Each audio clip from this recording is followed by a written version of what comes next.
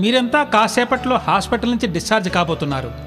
Operation అయిన తర్వాత ఒక నెల రోజులు అంటే 30 రోజుల వరకు మీరు తీసుకోవాల్సిన ముఖ్యమైన జాగ్రత్తల గురించి చెప్తాను, శ్రద్ధగా వినండి. ఇప్పుడు మీరు కళ్ళకు పెట్టుకున్న నల్ల కళ్ళద్దాలు లేదా షేడ్లు ఇలాగే 30 రోజుల వరకు ధరించాలి. ఆపరేషన్ జరిగిన రోజు నుంచి 7వ రోజున డాక్టర్ని సంప్రదించాలి.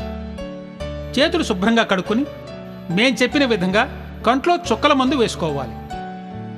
ఒక నెల రోజుల పాటు తల స్నానం చెయ్యకూడదు. శస్త్రచికిత్స జరిగిన కంటి వైపు వాలి పడుకోకూడదు. కంట్లో నీరు కారినా, కన్ను ఎరిపెక్కినా లేదా దురద లాంటిది కలిగినా వెంటనే డాక్టర్ని సంప్రదించాలి. ముందుకు వంగకూడదు, అలాగే బరువైన వస్తువులు ఎత్తకూడదు. టీవీ చూడడం కానీ, పుస్తకాలు పత్రికలు చదవటం కానీ చెయ్యకూడదు. మీరు చేస్తున్న ఉద్యోగం లేదా పని నుంచి పూర్తిగా విశ్రాంతి తీసుకోవాలి. మత్తు పానీయాలు సేవించకూడదు, ధూమపానం చెయ్యకూడదు, అలాగే గుట్కా కూడా తినకూడదు. నేను చెప్పిన ఈ జాగ్రత్తలన్నీ ఒక నెల పాటు అంటే 30 రోజులు తూచా తప్పకుండా పాటించండి. మీ కళ్ళను సురక్షితంగా కాపాడుకోండి. అలాగే డాక్టర్ గారు.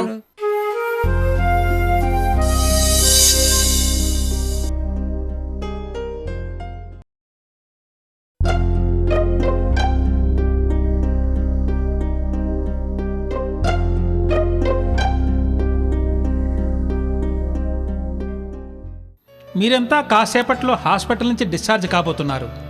ఆపరేషన్ అయిన తర్వాత ఒక నెల రోజులు అంటే 30 రోజుల వరకు మీరు తీసుకోవాల్సిన ముఖ్యమైన జాగ్రత్తల గురించి చెప్తాను, శ్రద్ధగా వినండి. ఇప్పుడు మీరు కళ్ళకు పెట్టుకున్న నల్ల కళ్ళద్దాలు లేదా షేడ్లు ఇలాగే 30 రోజుల వరకు ధరించాలి. ఆపరేషన్ జరిగిన రోజు నుంచి 7వ రోజున డాక్టర్ని సంప్రదించాలి.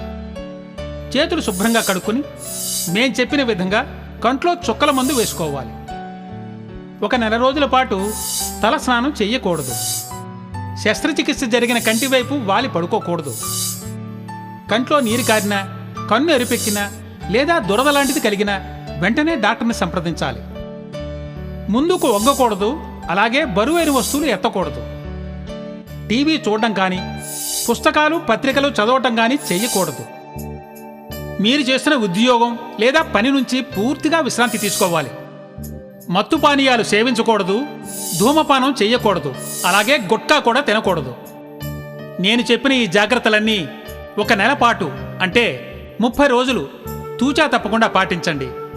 మీ కళ్ళను సురక్షితంగా కాపాడుకోండి. అలాగే డాక్టర్ గారు.